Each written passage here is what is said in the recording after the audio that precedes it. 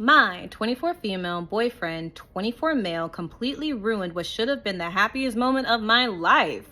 That doesn't sound good.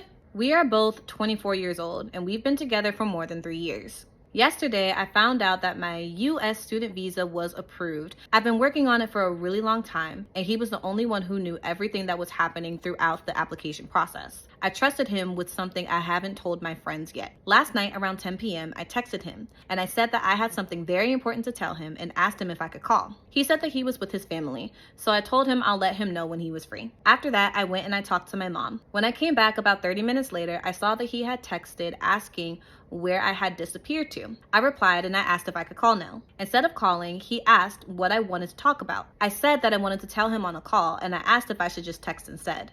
He said yes, so I texted him. I got my visa approved. And guess what? His response wasn't congratulations, excitement, or even acknowledgement. He completely ignored it and said, "Is that why you've been busy?" I explained that I wasn't busy, I was talking to my mom. He then started complaining that I took too long to reply and told me to look at the timestamps. What?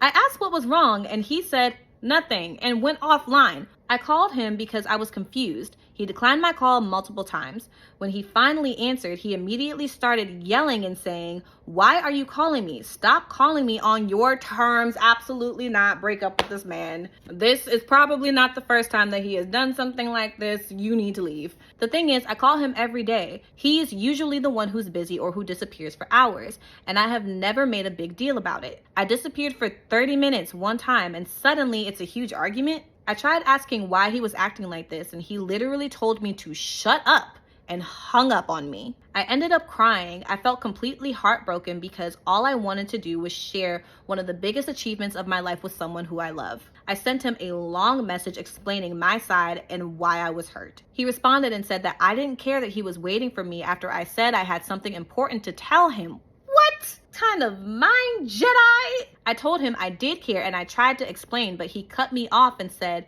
"Don't call me or text me anymore." I couldn't sleep at all after that. I ended up crying all night, feeling alone and unloved when I should have been celebrating with my partner. Any healthy partner would have been happy for me, right? He had already gone to sleep, but I stayed up until 4 a.m., sent him a text on how I felt, which he hadn't seen yet. But I know when he does, he won't acknowledge it or how it made me feel. In his eyes, I am always the one at fault, no matter what the situation is. You already have your proof right there.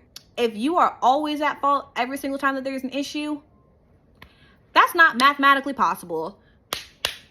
That's not mathematically possible for you to always be wrong in a relationship where there are two imperfect people.